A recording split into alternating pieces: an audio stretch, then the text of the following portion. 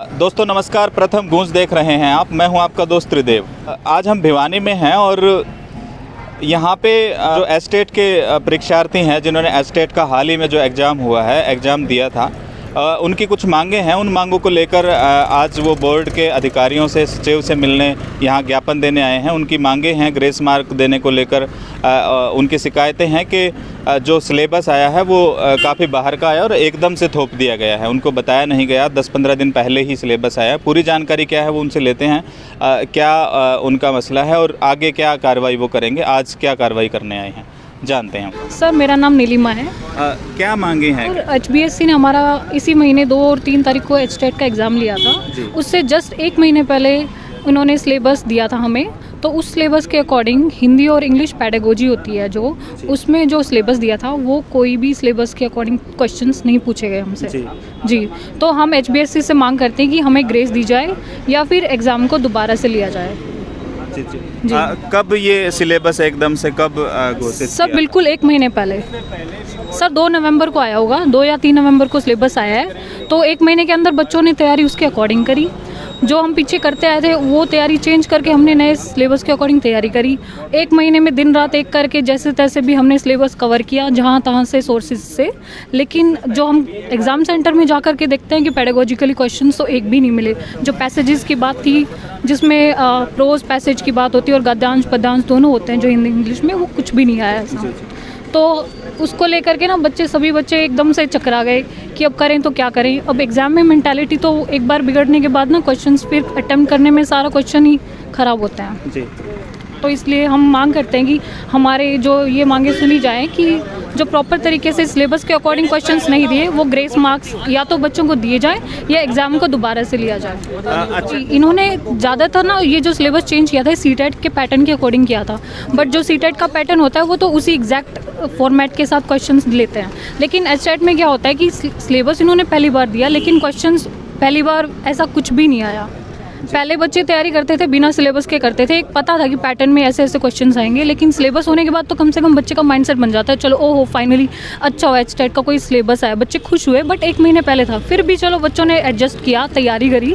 लेकिन उसके बाद भी इन्होंने क्वेश्चंस उसके अकॉर्डिंग नहीं दिए तो बच्चे सफ़र कर रहे हैं इस चीज़ को लेकर। यहाँ पे अब आप क्या कार्रवाई है आपकी, क्या करेंगे? सर हम ज्ञापन सौंपने का सोच रहे हैं अंदर HBSC के जो भी ऑफिशियल मेंबर्स हैं उनको, ताकि ये संज्ञान में रहे बात की जो आप कर रहे हो आगे वो डिसीजन लिए जाए, वो बच्चों की कॉमन इंटरेस्ट के अकॉर्डिंग लिए जाएं।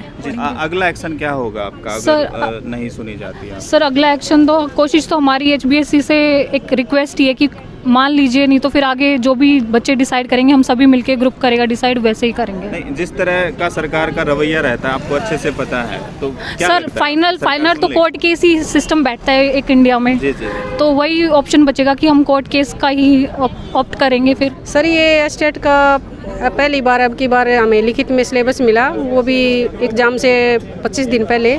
और उसके अकॉर्डिंग जो इन्होंने सिलेबस में दिया था उसके अकॉर्डिंग कुछ भी पेपर में नहीं आया। मैम ये बताएं, कितने बच्चों ने ये पेपर दिया था? लगभग पेपर तो सर 2.5-3 लाख बच्चे होंगे पर नहीं दिया। क्या मांग क्या है? मुख्य मांग ये है कि हमारा जो ये 30 नंबर का जो ये हुआ है लॉस आउट ऑफ सिलेबस आया है, इसकी मांग है हमारी भैया हमें ग्रेस मार्क्स में दिए जाए। मेरा नाम कपिल यादव है, मैं कनीना महेंद्रगढ़ से आया हूँ। 2 और 3 दिसंबर को बोर्ड ने एस्टेट का एग्ज़ाम लिया था और ये 3 लेवल पे लिया जाता है, PRT, TGT और PGT। हर बार की तरह हम भी पहले से तैयारी में लगे हुए थे कि नवंबर दिसंबर के आसपास बोर्ड का एग्ज़ाम होता है, रूटीन सिलेबस में लगे हुए थे। लेकिन एग्ज़ाम से जस्ट 1 महीना पहले बोर्ड ने नया सिलेबस दिया और उसमें ये बोला गया कि हम 15 नंबर की हिंदी का जो सेक्शन है और 15 नंबर का जो इंग्लिश का सेक्शन है उसमें हम आपसे पेडागोजी पूछेंगे, हिंदी और इंग्लिश की। लेकिन इन्होंने जो सालों से इनका पैटर्न चला आ रहा था, जो हिंदी व्याकरण और इंग्लिश ग्रामर पूछ रहे थे उन्होंने रूटीन में वही पूछ लिया। अब 30 नंबर बहुत ज़्यादा होते हैं किसी कैंडिडेट का क्वालिफाई करने के लिए। इतना बड़ा सेक्शन आप बिना उस सिलेबस से पूछ रहे जो बच्चों ने किया ही नहीं है, जो आपके सिलेबस आपके दिए हुए सिलेबस में नहीं है। तो हम सब उस चीज़ का विरोध करते हैं और आज हम सब मिलके 30 नंबर की डिमांड कर रहे हैं। ये लड़ाई आज ही शुरू हुई है या इससे पहले भी? ये 2 या 3 दिसंबर नहीं, आज ही शुरू हुई है। 2 या 3 दिसंबर को हमारा एग्ज़ाम 2 और 3 दिसंबर को हमारा एग्ज़ाम हुआ था। उसके बाद जब हमने एग्ज़ाम में देखा कि भाई आउट ऑफ सिलेबस आया हुआ है तो पिछले 5-7 दिन हमें लगे इकट्ठा होने में, ग्रुप बनाने में। आज यहाँ पूरे हरियाणा से बच्चे आए हुए हैं, कुछ बच्चे आउट ऑफ हरियाणा भी हैं जिन्होंने एस्टेट का एग्ज़ाम दिया था, वो भी हमारे साथ जुड़े हुए हैं। मतलब कि अगला डिसीजन क्या? अगला डिसीजन हमारी पोलाइट रिक्वेस्ट है बोर्ड से, चेयरमैन साहब से, सेक्रेटरी साहब से, कि वो बच्चों की मांग को देखते हुए 30 मार्क्स हमें प्रोवाइड करवाएं, क्योंकि ऐसा पहले भी हो चुका है। टीजीटी पंजाबी में 2017 में इन्होंने 21 मार्क्स का ग्रेस दिया था, वो आउट ऑफ सिलेबस। किसान है ना, 1 साल तक बैठे रहे, उस दौरान काफ़ी सारी डेथ भी हुई। आपको क्या लगता है इतना आसानी से सरकार मान लेगी? इतना आसानी से सरकार अगर नहीं मानती है तो हमारा रवैया भी किसानों की तरह ही होगा। अगर पोलाइटली यहाँ पे मान जाते हैं, हम रिक्वेस्ट करने हैं, उन्हीं के बच्चे हैं, सारे बेरोजगार बच्चे हैं, एक फॉर्म की फीस ही 1000 रुपये लेते हैं। हर साल जो एस्टेट का पासिंग परसेंटेज है वो 1 या 1.5% से ज़्यादा नहीं होता है। जी जी। पिछले 4 या 5 सालों की बात करें तो 125 करोड़ रुपए एस्टेट कैंडिडेट से फीस के रूप में ले चुके हैं। जी जी। और क्वालिफाई कितने बच्चे हुए हैं, पेपर को टफ बना देते हैं, बार बार ये फीस लेने का तरीका बना हुआ है। सारे बेरोजगार बच्चे इतनी महंगी फीस कहाँ से पे करें? और ऑब्जेक्शन का 1000 रुपये, और ऑब्जेक्शन की, एक क्वेश्चन की ऑब्जेक्शन की फीस फिर इन्होंने काफ़ी ज़्यादा रखी हुई है। जी जी। तो अगर ये मान जाते हैं तो हमारी पोलाइट रिक्वेस्ट है, हम इनके खिलाफ नहीं है, सिस्टम हमारे लिए है। हम रिक्वेस्ट कर रहे हैं कि सर आपने जो सिलेबस दिया था उसमें से कुछ नहीं आया है, तो अब इनका ये ड्यूटी बनती है कि उस चीज़ को देखते हुए भाई हमें ग्रेस मार्क्स दें। अगर ये ग्रेस मार्क्स नहीं भी मान लो देने की बात करते हैं, हम दोबारा एग्ज़ाम देने के लिए तैयार हैं। इनको लगता है ग्रेस मार्क्स ज़्यादा डिमांड कर रहे हैं, आप हमारा एग्ज़ाम दोबारा कंडक्ट करें, हम तैयारी किए हुए हैं, लेकिन दिए हुए सिलेबस से करवाइए, हम तैयार हैं।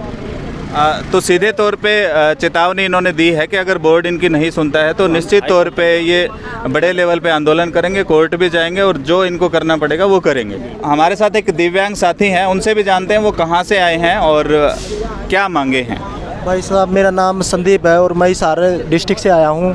हमने पिछले सप्ताह में 2 और 3 दिसंबर को एस्टेट एग्ज़ाम दिया था और बोर्ड ने 1 महीने पहले ही सिलेबस का नोटिफिकेशन बोर्ड की वेबसाइट पे डाला था कि ये सिलेबस आएगा, और हिंदी इंग्लिश में उसमें से एक भी क्वेश्चन इन्होंने नहीं पूछा। 30 नंबर के बनते हैं, उस 30 नंबर के क्वेश्चन के लिए बच्चों की मांग है कि हमको 30 नंबर का ग्रेस मार्क्स दिया जाए, और अगर इसके बाद भी ग्रेस मार्क नहीं देंगे तो हम कोर्ट की तरफ जाएंगे या फिर हमसे पेपर दोबारा ले सकते हैं। हम दोबारा एग्ज़ाम देने के लिए तैयार हैं, हमने अच्छी तरह से तैयारी कर रखी है।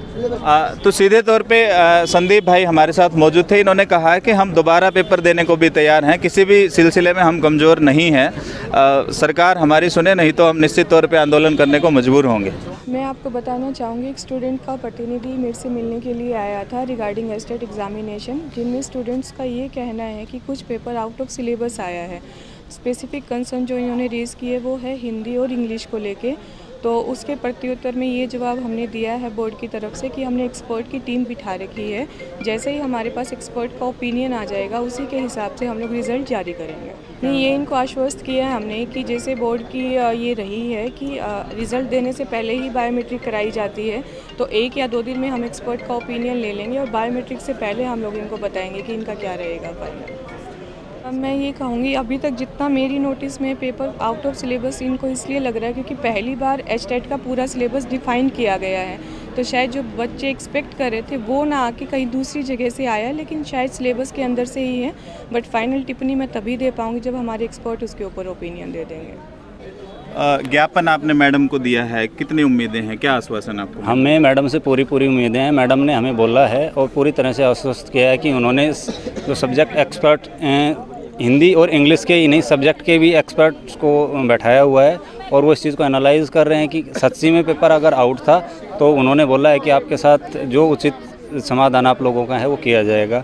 और ये सीधा स्टेट है कि 30 मार्क्स आउट ऑफ सिलेबस था। इवन कुछ बच्चे बोल रहे हैं कि सब्जेक्ट में भी बच्चों को कोई समस्या आती है, तो मैडम ने सब्जेक्ट का भी बोला है कि हमने हिंदी और इंग्लिश के साथ साथ सब्जेक्ट के बच्चे भी बैठाए हैं, और मैडम ने खुद ये बोला है कि बहुत ज़्यादा बच्चों के मेल वगैरह उनको आए हैं, तो ये मामला उनके संज्ञान में है। तो दर्शक आपको देख रहे हैं, उनमें आपके एस्टेट के जिन्होंने एग्ज़ाम दिए थे जी, उनको आप क्या कहेंगे, क्या आह्वान करेंगे? उनको मैं ये आह्वान करता हूँ कि मैडम ने हमें बहुत एक पॉजिटिव उम्मीद दी है कि वो हमारे फेवर में हैं और समाधान करना चाहते हैं। फिर भी अगर कुछ उम्मीदों के अनुरूप नहीं होता है तो हम आगे कोर्ट का रास्ता या जो भी उचित लगेगा आगे के रास्ते देखेंगे हम, और उस ग्रुप में जो व्हाट्सएप ग्रुप बनाया हुआ है उनके थ्रू हम सबको इन्फॉर्म करते रहेंगे। मैडम ने बोला है कि बायोमेट्रिक से पहले इसके बारे में कोई ना कोई अपडेट हमें जरूर दें। अमन जी, कितना सीरियस मैडम दिखाई दी आपको, क्या लगता है? मैडम तो जो सर पूरे सीरियस दिखाई दे रहे हैं और इनने हमें आश्वासन भी दिया है, बताया भी है कि हमने जो भी कमियां रही हैं स्टेट के लिए उनके लिए हमने कमेटी भी बनाई हुई है, सब्जेक्ट की भी कमेटियां बनाई हुई है। क्या लगता है पेपर दोबारा होगा या आपकी जो मांग नहीं, है वो- पेपर तो दोबारा करवाना सर बोर्ड के लिए इम्पॉसिबल सा हो जाता है, क्योंकि सारी व्यवस्थाएं करनी पड़ती है, बोर्ड का खर्चा भी हो जाता है। पेपर तो पॉसिबल नहीं है सर, बट ग्रेस नंबरों के लिए बच्चे मांग कर रहे हैं, वो जायज़ है बच्चों की मांगे।